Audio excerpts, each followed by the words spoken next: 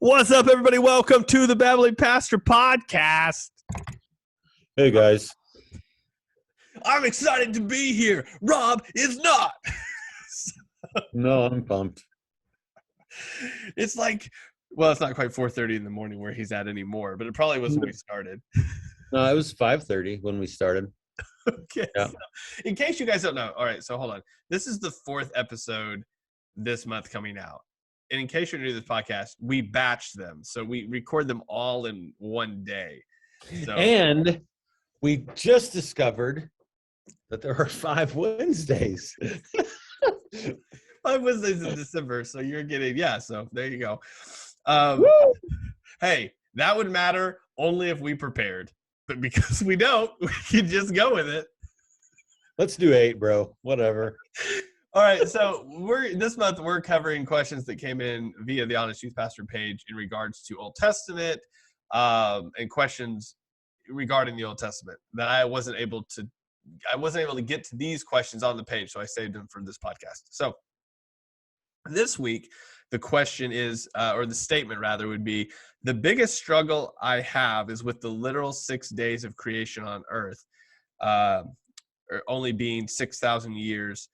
I struggle with this for 2 reasons. 1, God operates outside of time, and 2, the Bible says one day is like 1,000 years to God. I just don't think we could ever actually understand the fullest extent of time when it comes to God and the ability to create. So the overall thing here that we're talking about is creationism. Really what it breaks down to is 3 questions primarily. The first 2 are obvious: young earth, old earth, but also I think maybe the literal, if I'm thinking back correctly, I was also asking questions about if people believed in like literal Adam and Eve, Genesis 1 through 11 being actual literal, not poetry. That was sort of probably a little bit of where that question came from as well. So the one thing I think we could enter into on this, and we discussed a little bit off air, was that like sometimes people make pretty distinct divisions between old earth, young earth creation and how people view it within the church. I've never ran into that, but I've never really had a long, deep discussion with people in regards to it. Have you ran into that sort of thing?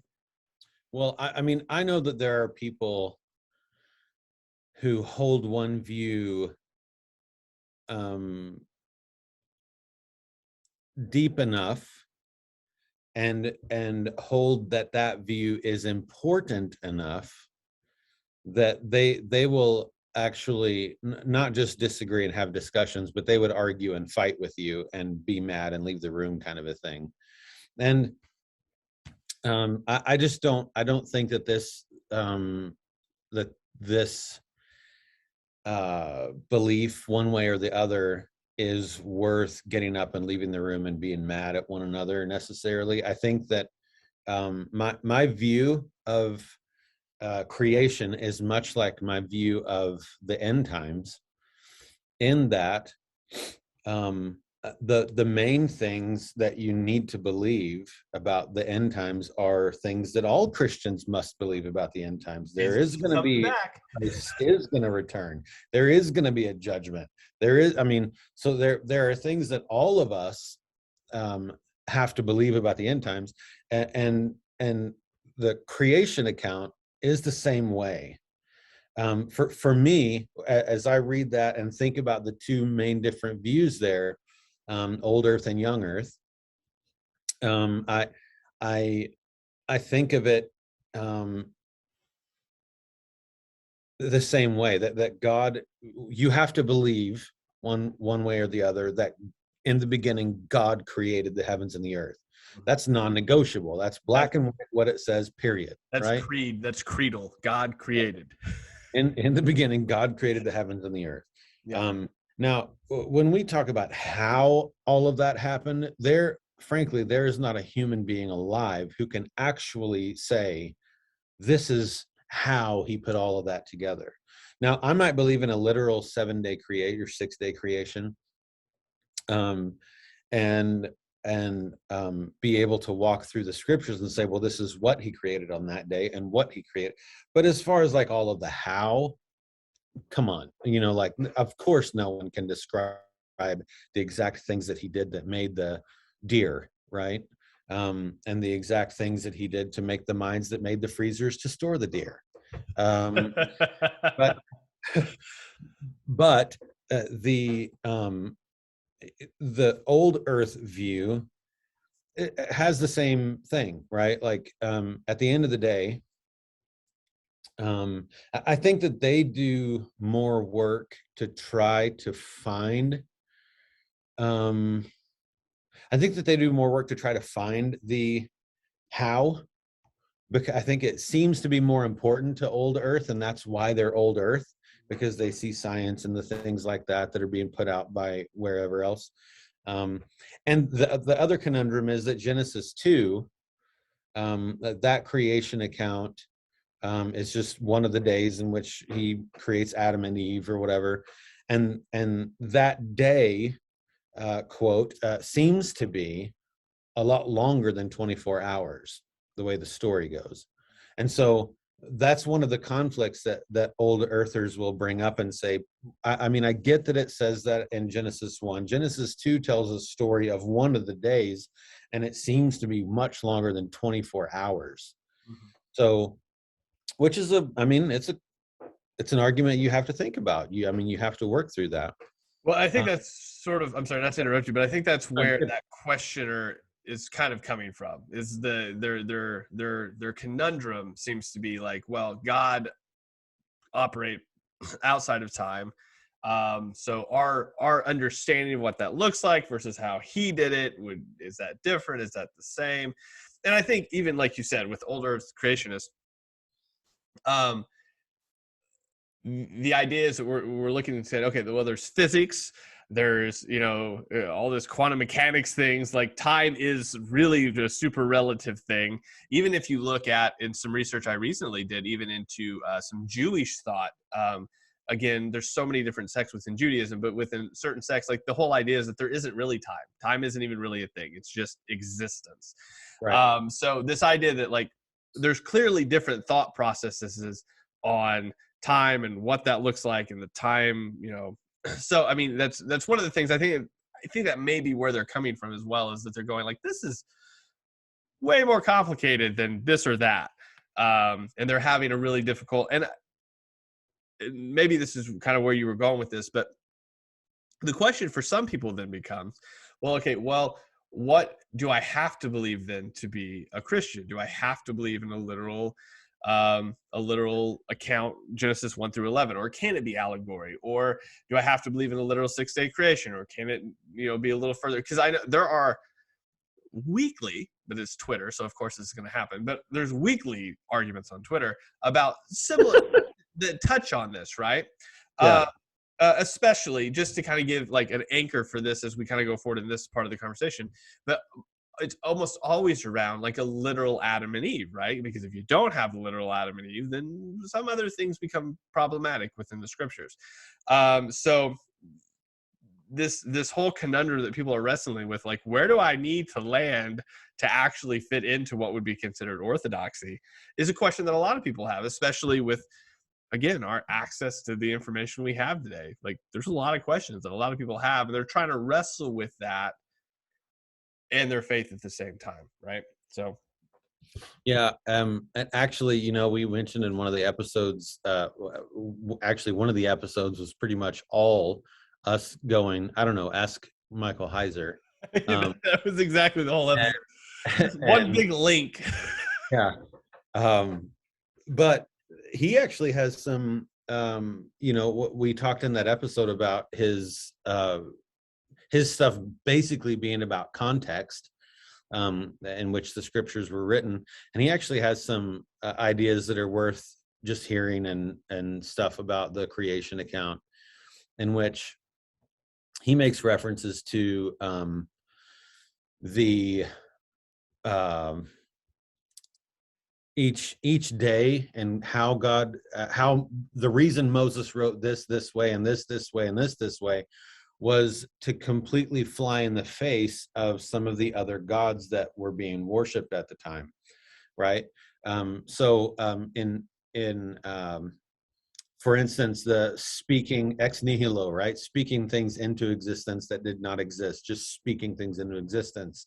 There was, I think maybe Egypt, or I forget which one, but I think in one of the Egyptian gods or something that they worshipped had this ability. And so this was Moses saying, no, it's Yahweh. Like he's the God, right? So there are things behind the scenes as well that you have to think about. Like, why did Moses work? Like, we think about this sometimes, Genesis especially, and maybe even Exodus. We think about some of these books as and forget that Moses wrote them during a time for a purpose of some sort. So we have to take that into account as well, you know, when we're talking about Genesis. And I currently personally fall into the young earth thing, because I think that for me, the things that science has discovered,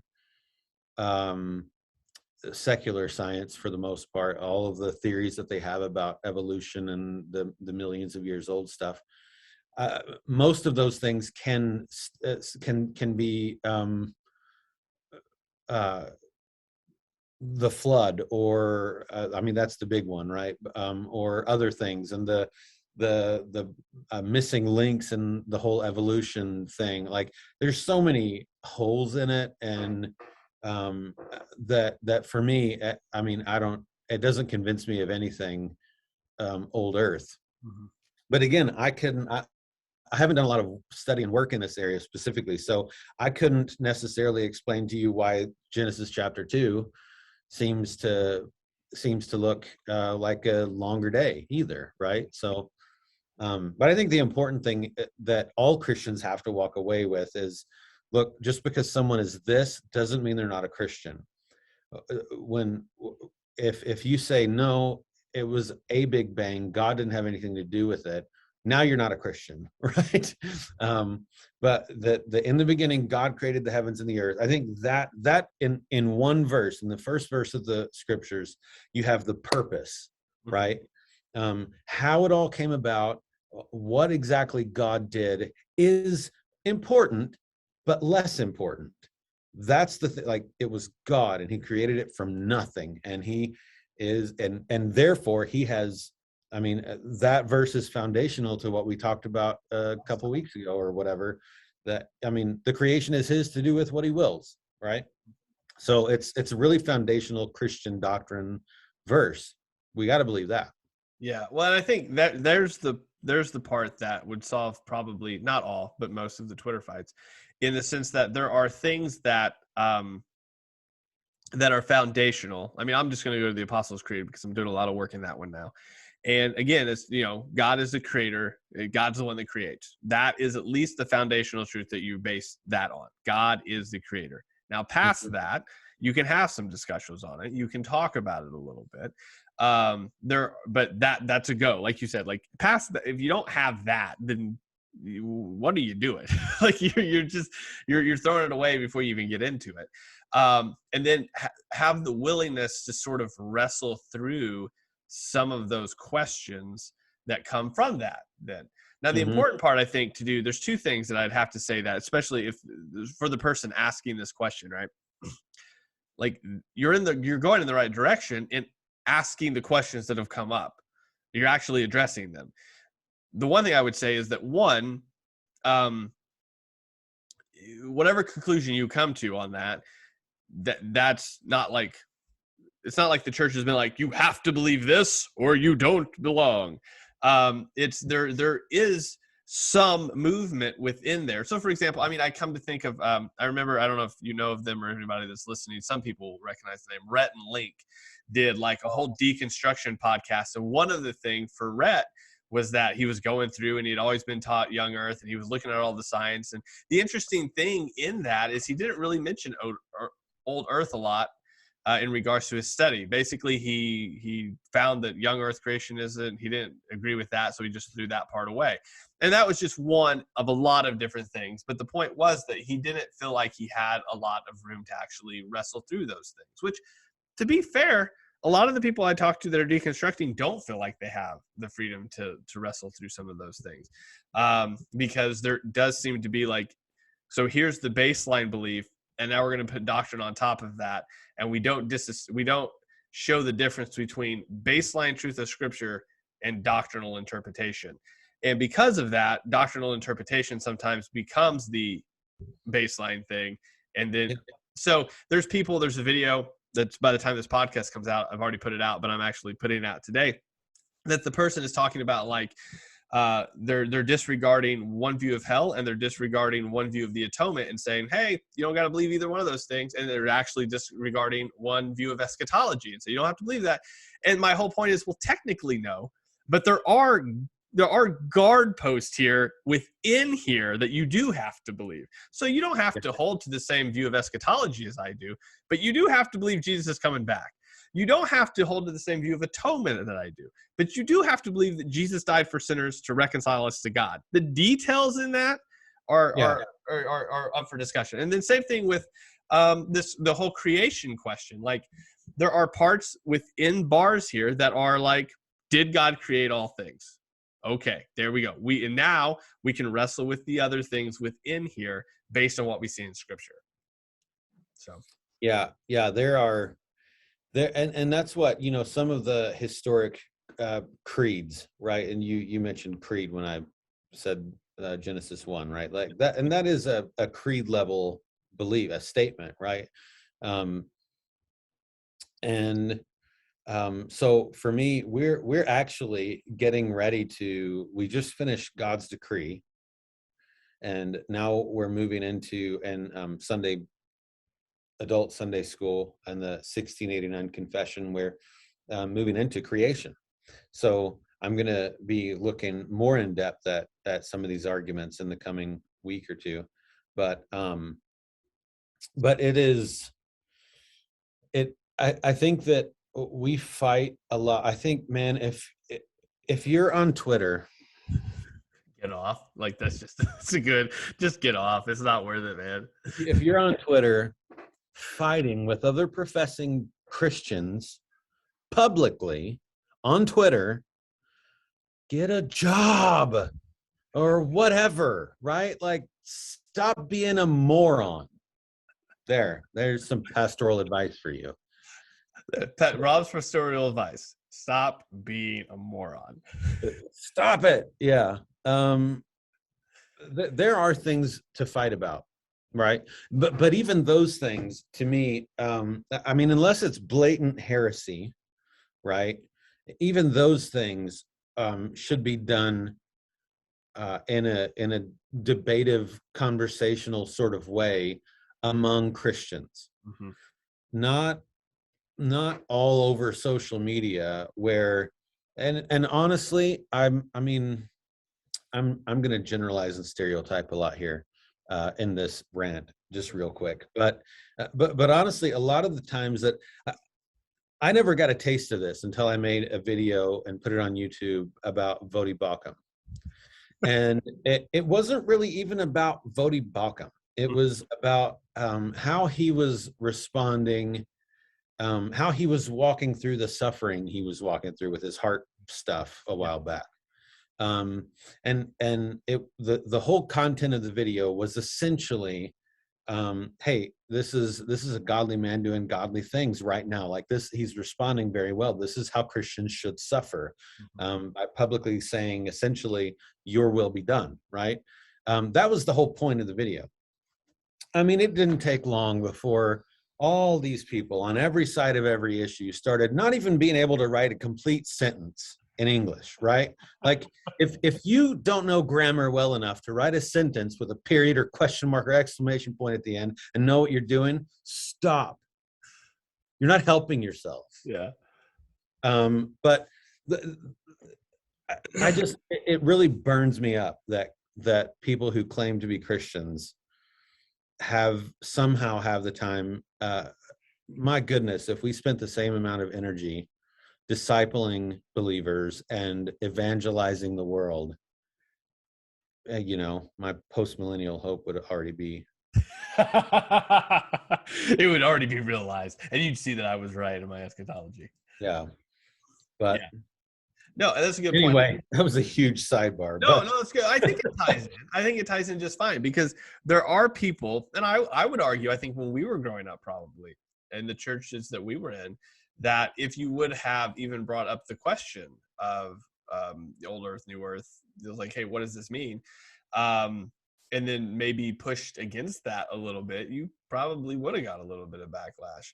Yeah. And I think one of the things, though I think it's not great how far the other direction we've swung because of progressive Christianity. I think one of the benefits that progressive Christianity has brought is people going, okay, I don't agree with how far you're taking this, but I can at least acknowledge that your question is valid and that it needs answered. So I think this is where this kind of comes in to the picture, that it's going, okay, well, let's at least address that and then differentiate between like secondary doctrinal points that are important and will define a church or a denomination, but at the same time differentiate those from core belief systems of Christianity in general, outside of maybe doctrinal divisions that one has. So yeah, good deal.